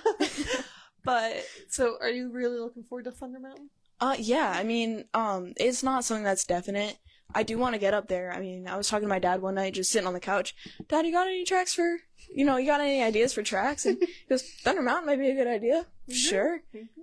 So. Yeah, because Doug Smith Jr. was running there last year. Oh, was he? Because he stopped running Diamond and then went up to Thunder Mountain. Yeah. He did good. He got a win. Oh, wow. Yeah. Okay. So. I feel like Diamond's one track that whenever people kind of shift off from Diamond, they end up competing really well at other tracks. And that's okay, because I feel like Diamond, I love Diamond, I grew up at Diamond. Diamond's more of a beginner track for a lot of people. Like, look, the rookie class. The rookie class took off a lot. Yeah, you came out with a rookie class. Yeah. Eventually, sometime this year, I'll be out of the rookie class. Yeah. I need to get one more win to up. I mean, it's awesome. I mean, you see Jackson, he was in the rookies at one point. But now he's, in the modified, and he's competing very well. I think Bridgeport, he was doing very well. Yeah, and even Diamond. Bridgeport, he was still sportsman. Okay. But in the sportsman in general, he picked up that big win at New Egypt. He won a fire suit. And then, you have Trevor Bixler. He was one of the rookies. He had a good season all the way up till, his big wreck. Yeah. If you have him on TikTok, he posts about it all the time, and then we all, he messes back with us, so it's no, bad thing. Oh, no. But I always, I bust on it a little bit. You cost me that win, man. Yeah. Right as I took the lead, he turned that car into an airplane. Yeah, he went right over John's car, over my car as John was going. He was he closed his eyes for a moment and hoped for the best. That was a nasty wreck, though. Sparks, everything. Yeah, and then, 2 laps later, the fan went in my radiator, so. Oh, yeah. Yeah, I remember that. Yeah, and John was doing good because he was going for the lead. Yeah. But, Yeah, that was eventful. So, why the pink and black on the car this year? Well, so the throwback last year was just, it just came to my mind, throwback. But I wasn't quite ready to go back to the yellow yet. So I was like, I like the look of black. And I loved, what's her name? Danica Getz's. I loved her car, but I was like, I don't want to copy her with the blue. So I went pink. I'm a girly girl. I'm a little girly, so pink. I'm gonna be honest. I told my mom this when I saw pictures. I was like, I didn't really think Kenzie was a pink girl. Yeah. Honestly, when I'm at the races, you don't really see the girly side of me. But then you step outside of the races for 1 second, and I'm pretty girly. When friends are there. Well, yeah, when my friends are there. But I don't know, at the races, I'm getting my hands dirty, getting all up in the car and stuff. Let's go. Yeah, but then I leave the track and I'm very girly. I'm always getting my nails done and stuff, so. Yeah, not me. I'm the opposite. Okay, Joe, get it. Right? Joe's dancing back there. Wow. Oh, yeah. Oh, God. I could see Joe getting his nails done. Joe, you're fired. Oh, yeah. I have one right now. Oh, God. She said it all night. It is. It is. I was waiting until Kenzie got on. I'm waiting till the very end to fire her. I'm just gonna give her a false sense of security and then just hammer her right at the end. No. Hey, while I'm interjecting, I do have something from chat from Chris Stevenson. He forgot to mention that they are bringing back the trophies for all feature winners at the memorial race. So that's awesome. I forgot to ask, and that was on my mind to ask. And Yeah. Yeah. So that's pretty cool. So back to you. That's one thing about racing, though. You don't see a whole lot of people getting trophies unless it's the Super Dirt Car Series or some huge race. Yeah, nowadays it's a big check. Yeah, you get the big checks. Nothing against that, but no, the big checks trophies are do really look cool. Nice. But trophies do look nice. They do look nice, but my only problem with them is they break. Yeah, that's always been so this was before you. I remember this, Kenji, but they used to give out really tall trophies. Really? Yeah, and then plaques too, right? yes. Yes. The plaques are something that my dad from stage ones, you go out into the house garage and he's got stacks of them, just stacks of them. I was like, and he doesn't have them hanging anywhere. I was like, if those were mine, I'd have them all over the wall. I'd be bragging that up. When they used to do the mall shows around here, my dad has a few plaques for having best car. Oh, really? In the mall. Oh, Yeah. that's cool. And I believe he has a Georgie Stevenson plaque too. He has a trophy. Trophy. Whoa. Trophy. I have a Georgie Stevenson plaque, and that's just for me. 20 years of service. I have the plaques because that's me. Yeah, they used to hand out trophies a lot back then. I mean, Big Diamond did a lot of different things 15, 20 years ago. Yeah. The most popular driver vote award. See, that's cool. That and would be was nice. just the fans in the stand. Yeah. And if you bought the program, the voting thing was in there, and you got to vote on that and hand it in. So you had to buy the program in order to vote. So not everybody voted every week, But that's like still really cool. I miss I the like when program. tracks doing that. Like when tracks do that kind of stuff, I think that's so cool. Like the most popular driver, like they get a lot of like the fans involved with the drivers. I think that is so cool. I like when the track involves the fans. Like a few years ago when I helped the Getzes out with the bike night, like Exactly, that pulled see? a lot of kids out. Oh my god. And it's awesome seeing little kids at the racetrack. Yes. Because I remember when I was young, I was always that little kid at the racetrack in the stands. I was like, I want to race one day. I want to race one day. I want to be like Dad, you know? We were both in that situation. Yeah. So then you see those little kids kind of getting into that, and you just see younger you in them. And I think that's so cool. Like, I go to Hamlin a lot, and I see the little kids just running around. I was like, that was me when I was younger. Like, Me at Diamond. Right? So over when you exit turn 4, we used to sit over there. Yeah. And we not built, but we basically made our own like small little racetrack. See? Oh, I remember me and all my friends used to do that. I was really close with, you've heard of him, Tanner Van Dorn when he was young, and he has a little brother, Chase. We would always bring our little monster trucks to Hamlin, and we'd make a little racetrack and race our monster trucks. That's awesome. So I'm gonna ask you a question that you asked me last week for your one project. Do you feel, oh my god, with being a woman in motorsports, Well, do you think there's a big disadvantage to the men?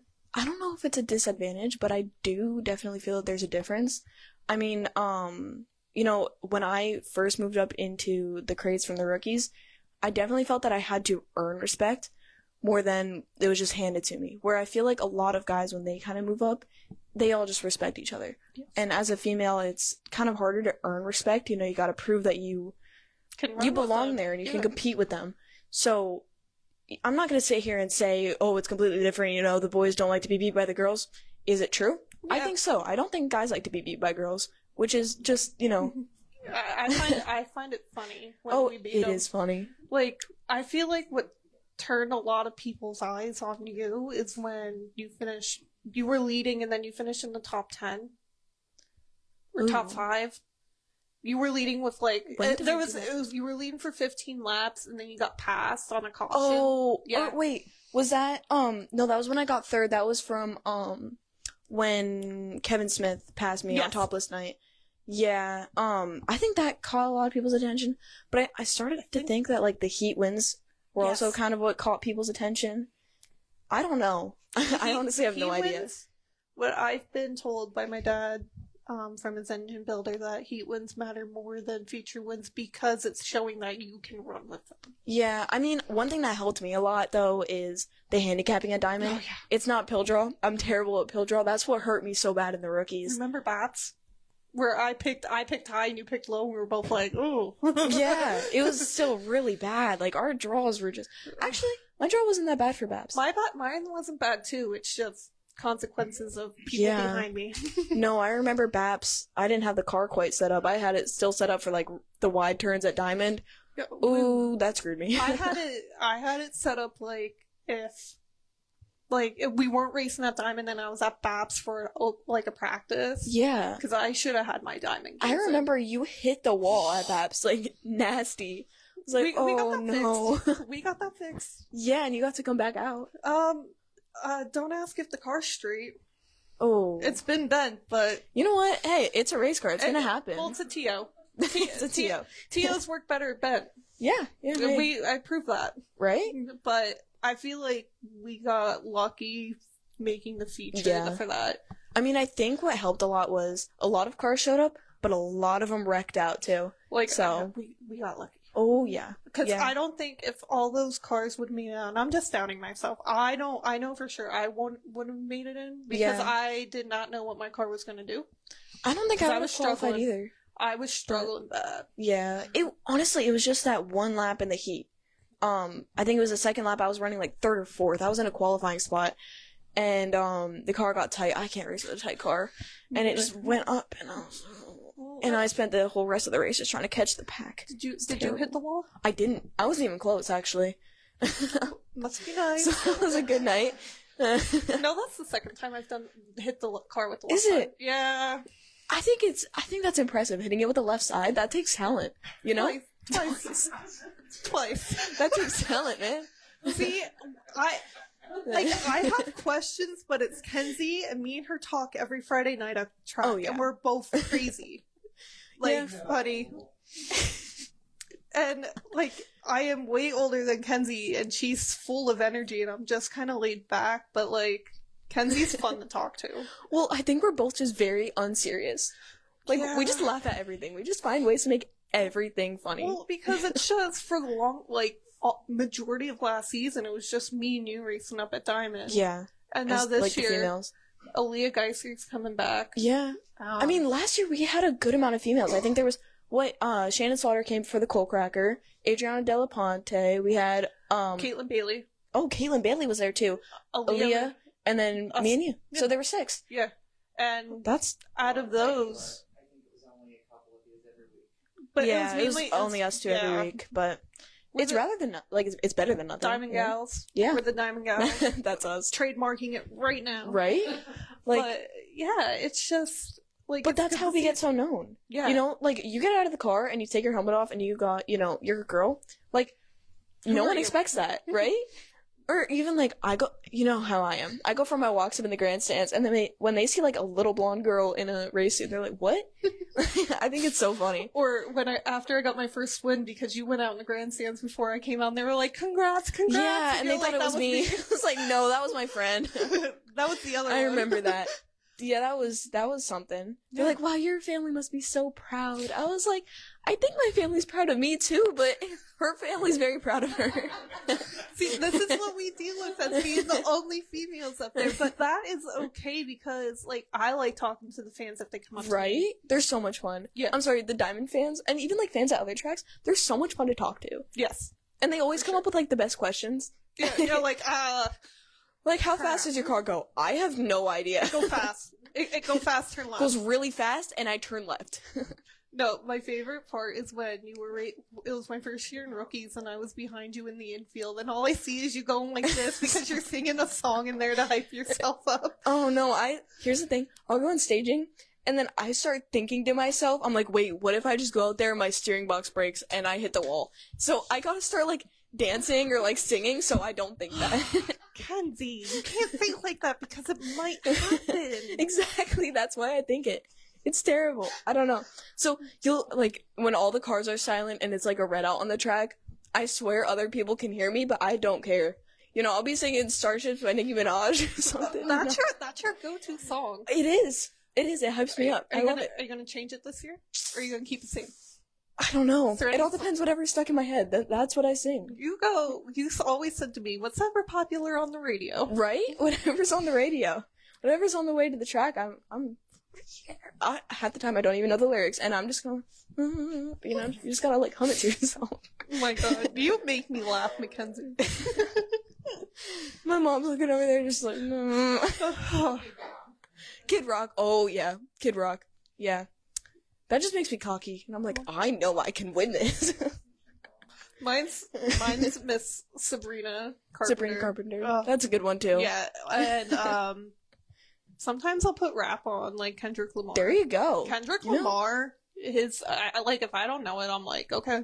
See, that's what I listen to, before wrestling, to get, violent, when I'm racing. Yeah. Metallica. I love Metallica. When I'm racing, though, I gotta be, I can't be serious when I race, or I'm gonna mess up. I'm gonna, stress myself out, and I'm gonna mess up. That's where racing and wrestling are. Yeah, racing, I gotta relax, because if I don't, I get too into my head. Well, here's the thing. With racing anyway, I pressure myself so much. I'm like, I have a feature win. For the Coal Cracker, I pressured myself so bad. I was like, I have a feature win here. There's no reason I shouldn't qualify. And I didn't qualify. I was like, oh my god. You'll get it this year. Eventually, I'll get it. Yeah, you'll get there. That was my fourth Coal Cracker. It's okay. It's okay. We'll get it though. It also took my dad that long. Yeah. Fourth time's the charm. See? Hey, my dad. Oh, it took him, what, 5 years? I can't remember. Numbers are numbers. I can't That's number. what I'm saying. I may have a college degree, but I can't number. Exactly. I could do 1, 2, 3, 4. You know, I can count on my hand. Oh my Oh, god. wait. I'll be sitting in math class and I'm Me at work. right. I Oh do my that god, at it's work. so bad. It's so bad. No. If anyone in the chat has any questions, you are more than welcome to ask. Yeah, either we're just one kind of us. yapping here. Yeah. You know? But this is We do got one thing in chat, Ooh. and it's just from our good friend Donald Blow says he always loves when our section always loves when you guys come out to chat. Oh yeah. Oh, yeah. I always take walks up to Dawn and Yes. that whole section. They're always asking, "You got any t-shirts, any hoodies?" I'm like, honestly, we're sold out. Like we don't have any more left. Wait, you got t-shirts? I'm joking. Eventually, I will have t-shirts and all Yes. that, but Oh my god, people are gonna love that. Like I know. the two girls having shirts, like that's cool. everyone wants to, like, you know how I won my first race and I stood up and went, ah. Yeah. They want that on the back of the shirt, and I'm like, that is not a good photo of me, Right? please. No. Honestly though, like there are so many pictures of me like from the top of my car. I'm like, yay, and I just look so dumb. Yo, can't. I zoomed in on mine, and I'm like, why can I see the back of my mouth? Right? No. Like, yay. Yay! I'm a winner! I go in circles faster than everyone. Yay. I was the first one to finish. Right? I crossed the finish line first. I did it. Oh my god, we're too funny. Yo, We need a comedy show. They're just over there like laughing. We need a comedy show. We do. We should Honestly, do this. we can We make should do money. this more often. Do Like- this up at the track. You can do Pre-race. this every single week because that way we don't have to. We can retire. Yeah, you guys got this. We got Yeah. this. I just got our replacement. Thanks. You know what? Nice job, buddy. Oh, Maybe we're funnier. Absolutely. 100%. 100%. See? we're just girls. We are. That was so easy. That was easy. Thank you. Thanks for stopping by. Appreciate that. Yo. No, but we should do some videos off the track. Honestly, we should. I told my mom, I was like, you know, I want to do something like that Dirt Track Untold, like how Mandy Pouch does that. Because she went viral doing that kind of stuff. I'm like, we should start doing that, honestly. right? Like Like, I even would- if. Well. They're talking contract negotiations over Oh there. my god! Yo, they're talking bad on us, aren't they? Mm-hmm. Your parents are definitely talking smack on you. I'm definitely You guys talking beating smack? up- I'm gonna beat up Joel. Yo, I got you. We can do this. We'll tag team it. This is outstanding. I don't have to do the show and I get to watch you get beat up. Yep. Oh, I feel like Nikki could like take me down. Your Oh, mom. no, I'm scared of her. I'm scared of my mom. Yeah, your mom scares me. Well, suddenly chat's blowing up. Oh, Okay. okay. Take it away, Joe. Kenzie, what track do you want to go to? I really want to try Fonda. It's such a big track, and I love my big tracks, but I love Georgetown too. Those are like, I love those tracks so much. That was from Mark Chrisman, and Donna wants to know, did you enjoy running Joel's Modified last year? I did. Let me tell you, that was scary. Like, the speed difference between that and the crate is insane. It's, you know, the crate, you feel that you have the straightaways, where in the Modified, you like teleport from one turn to the other. It was scary. And I told my dad, I was like, Dad, How do you don't- set up for that? Dude, I told my dad, I was like, Dad, you don't drive this thing. You aim it and you hope. I was like, you hold the steering wheel straight and you just kind of hope for the best, foot to the floor, and then you lift. That's a great That's all it analogy. is. Wow. It was really scary. Did it slow it down for you in the crate? I mean, when I went back in the crate, I definitely felt the difference. Like, so I went modified, crate, and it was like, the crate, I'm comfortable in the crate. I know what I'm doing. I think I know what I'm doing. I have at least an idea. And then I go in the modified, and it's completely different. The setup, completely different. The speed, insane difference. Even down the front stretch, I felt that I was so much closer to the wall. And I think that was just the speed coming off the turn, you know, bringing me closer to the wall than I was in the crate. And I got scared. I was like, there's no way I should be this close to the wall. Just don't hit the wall with the left side. You know? But yeah, this difference between the modified and the crate is insane. Okay. It's... I got a question for you. Uh-oh. This is what I'm gonna ask some drivers up at the track. The older generation, the middle, and then the younger.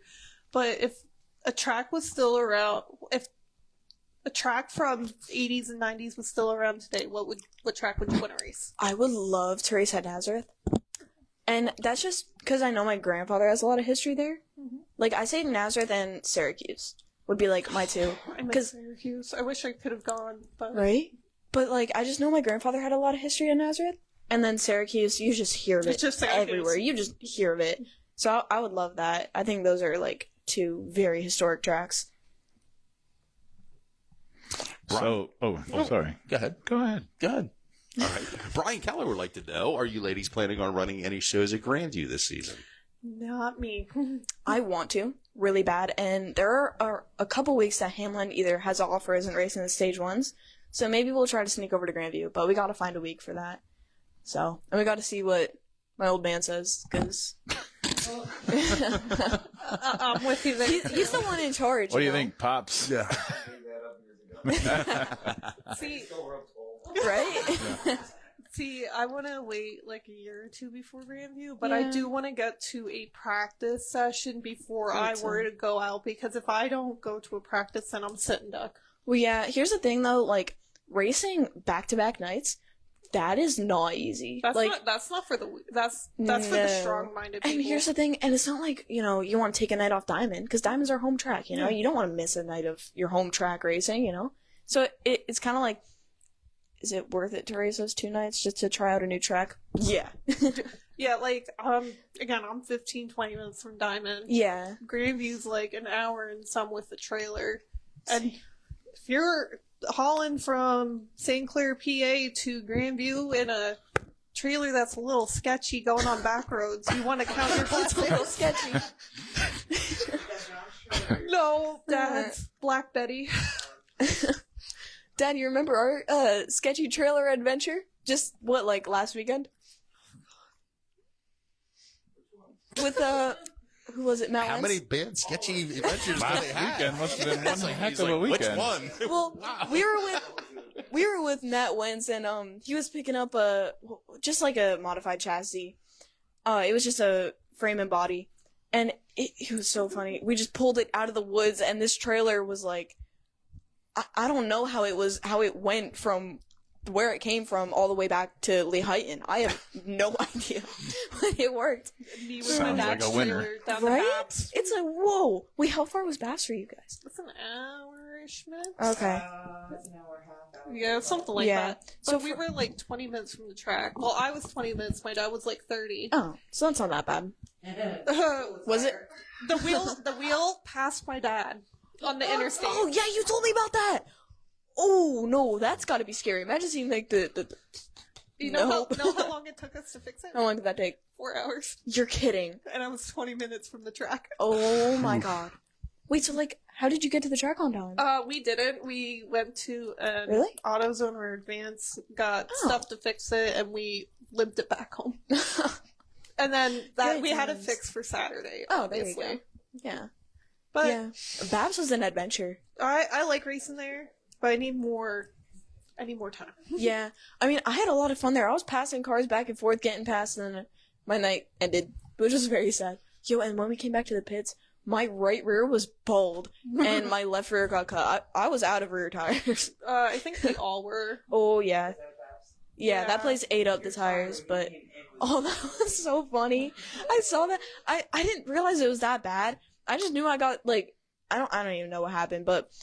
Whatever it was, and the tire was split, I was like, oh! Yeah, and you tried limping it back into the pits, and you couldn't go forward. No, that was with the,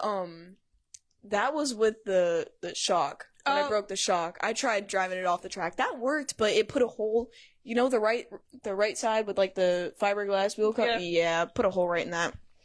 Not a good night. Yeah. But, hey, I eventually passed you. Yeah, oh yeah, you did. Yeah. That was my first feature, right? That was my first ever 602 race feature. And it was 30 laps. When was it? Baps. Oh, it was? And Yeah. you finished it, yeah. Yeah, I didn't get to. That was 15 more laps compared to... Oh, yeah. But I'm excited because eventually I will be moving up Yeah, no, at I some think... point. Yeah. I plan on... I really want to race the classics. Yeah. Because the rookies race the first 3 races. That was and then my they're first off. regular race, too. Well, I tried qualifying for it with 0 experience. Remember that? Yeah, I do remember that. Hey, it's okay, though. Yeah, I'm a different We all gotta person start now. somewhere, right? I'm a different person now. Well, now you have a lot more, like, experience on the, on the track and all that kind of stuff. So, now you know your way around Diamond. Like, I'm glad for how much we both improved. Right? It's like, insane. because you started racing way before me, but getting in the crates, like, I've seen you grow. Yeah, my parents tell me it just kind of like flicked, which I don't know. I mean, I kind of see it, but I think my starting spots helped me too. Yes. Like, And even like you got so much faster. Like from when, your first laps on the track. Zero experience. Right? To having 2 rookie wins, like that's nothing something compares, to brag about, Nothing compares to you getting 2 in one night. Well, that was just because I had the opportunity to, But now you one up me again. With the regular crate With the race. like, now I gotta get that. I know. But here's the thing, we put the competition on one another, and Yeah. we're still fun Oh, yeah. afterwards, because that's how we are. What happens on the track is like... It's the track. It's the racing. track. It's racing. It's gonna happen, We'll talk about it later. Exactly. Like we'll laugh about it later. That's how it is. Yo, sorry I messed up. You'll be like, no, yeah, it's me. I'm a little stupid. I don't know what I did. But it's okay, we're just tough. Bear and Joey, do you guys have any questions for either one of us? Well, I want to thank you guys for putting our logo on your car. It's quite massive, and we really appreciate Much that. love. And the car looks phenomenal. Very nice. Beautiful car. Love the new colors. Where do you wrestle at? I wrestle for Palmerton, but we travel all over. Like, we were down Sutterton for a 2-day tournament. We had, what else? Oh, we had a home tournament that was really cool. We went right to Jim Thorpe for the coal cracker, so we're all over. What was that? District 11 champs at school. Yeah, Very that was good. last Very season nice. for junior high. Very nice. Yeah. Now, I know girls and guys mix with wrestling. Are you wrestling all girls? Or are you mixing? I wrestle all girls. Oh, okay. So now Palmerton, I think it's a 3-year team now. They have a girls team, which I'm very thankful for. I would not wrestle if I had to wrestle guys. I think that is like... I see. Agreed. I agree 100%. I think the girls should wrestle the girls. But I know in some of the smaller schools that you're kind of forced to do it. So I didn't know what your situation was. I would never. I mean, I think wrestling guys... I think guys have such an advantage. Just... I don't know. But yet you were willing to kick my butt right before you got on the air. Hey, That's all. I could. The night's not over. I could. That stings. This is awesome. This hurts. Man. That hurts right well, there. watching her grow up, she beat her dad up constantly. Yeah. I've seen the bruises, bud. Wow. Yeah. You got your hands full. Oh, yeah, he does. I bully him. Oh, yeah, we wrestle. Like, we'll just be chilling in the living room, and then out of nowhere, we're, like, Off in a the collar top tie. ropes, Like, drop an elbow. right? Yeah. Oh, it's so funny. We're just like, I don't know. Any other sports you play? I did cheerleading, which that, I don't know. I mean, I don't know how much. Just sport high I school consider cheerleading that. or competition cheerleading? High school. Just Oh, okay. sideline cheer, with the pom-poms. For what Yay. sport? Football. Oh, nice. So, Very nice. It was just during the fall, so it wouldn't interfere with racing or anything. Yeah. It was just something to do Yeah. before the wrestling season. Yeah. No, that's awesome. But yeah. Did you enjoy doing that as well? Yeah, I mean, it was fun. It was a lot to do with my friends. Out of everything I do, it'd be racing, wrestling, and then cheer would be like Oh, somewhere. cheerleading's at the bottom. Yeah. Somewhere down there. I'm glad to see that you're active, though. I think it's cool that you can't, you just don't want to just narrow everything down to just Right? one thing, but, I it's can't pretty cool. stand not being active. Yeah. Like, if I'm not active for long enough, I just drive myself insane. Like, ever since Port canceled and just, I think it was like 2 days now of doing nothing. You got an eye twitch. I can't handle it. Like, Yeah. I was about to just start going to the gym and stuff. Like, I can't do this. I cannot do it. Oh yeah, I ski too. And I work at the good. mountain. Oh, yeah, very nice. ski and snowboard. Very nice. So there we go. Quite the season for that. Yeah. Family discounts? Oh, yeah. Yeah, my parents got like $40 passes, dude. It was great. And I got a free pass. Solid. And you know what I do all day when I'm working? I teach little kids how to ski, and when they fall, I just pick them up. That's all I do. All I do. Yeah, I taught a guy who didn't speak English how to ski. That was an Nice. adventure. Got a $25 tip from that. Very nice. Yeah, that was an adventure. Donald says there's a video of her beating her dad up wrestling. Yeah, It's somewhere on on Facebook. Somewhere on I Facebook. watched it. Wow. It's just practice. Yeah. Just honing her skills. Right. Yeah. Are you guys gonna do that at the track? I hope not. I think that would kind of hurt. There's no, mat there. We And can get padded. we just get, mat returned onto a rock. So I'm actually good. Intermission throwdown. Yeah, there you go. This could be a new spectator sport. No, I'm good. New Very at Big nice. Diamond this season. I'd probably get my butt handed to me. He's strong, like really strong. I'm told I'm strong, but not quite that. He has to be strong, according to what I've been hearing, because you've been kicking his butt since you've been born. So, he was forced to be Yeah. strong. So, Well, he wrestled in high school too, so he yeah. That's awesome. Well, I'll tell you what, ladies, we have come to the point where your 2 hours of fame is now up, Payton Renninger. And Am I guess fired? what? You are fired. Wait. Oh, no, reverse. I don't know where my picture went. First. God bless America. You gotta start carrying the card with you. No, you guys, everybody did a fantastic job tonight, and we're very proud of each and every one of you. But we are going to pay some bills right now, so I'm going to turn the mic over to my buddy Barry here, and he's going to tell us what is happening. Whoa. We got some chat here. Hang on. Oh, what do we got? Uh-oh. The girls have been asking to go skiing next year. I'll definitely bring you work there. There you go. It's from Mark If you Christman. work there again. Oh yeah, the girls. Nice. Oh, really quick before we end everything, I just want to thank a couple of my sponsors. Oh, absolutely. We got a couple new ones on board. We got my orthodontist. I had braces for like 2 years, so Killer Rescue Orthodontics did great work. Ron Brown Hauling, MCM Contracting, Smith Fabrications, Allstate, all that fancy stuff. I don't Sounds know. like me. I don't know what to say. I mean, I got a bunch of sponsors, a bunch of help. I mean, Donald Blows helped out a bunch with the car last year. My dad, he does everything. He's the science behind the whole car. He just kind of points and tells me what to do while he goes, kind of does what he needs to do, and then I kind of do what I need to do. So I just So you're listen to active him. in the shop too? Oh, working yeah. on- Very nice. That's good. It's very Glad good. to hear that. Yeah. Good deal. Well, we'd like to thank McKenzi, Payton, Mrs. McKenzi, all our guests tonight, Dino, Chris. It was a really good show. 2 hours went by quickly. And again, we couldn't do this without the following people. And Tiako's the Hot Dog King, Laney Lick Racing, Smith Fabrications, home of the Stage 1 Modifieds, Elliott's Custom Trailers and Carts, Roselli Racing, S&D Bodyline, Roy Danner Paving, Arner Furniture and Appliance, and Drips Detailing. So we Fantastic. thank you all. Yes, thank you, everybody that has chimed in on chat and kept that alive and well. And, this is pretty good stuff here. Monster Snipe. Am I reading that right? Just Monster Snipe. Yeah, wow. She is great. Love to see your daughter, Nikki Bucksmith. So, who is Monster? I got to know now. Right? Who's Monster? Oh, okay. God-given name? Probably not. No, okay. Thank you. Monster, we appreciate you tuning in. Yeah. I dig your name.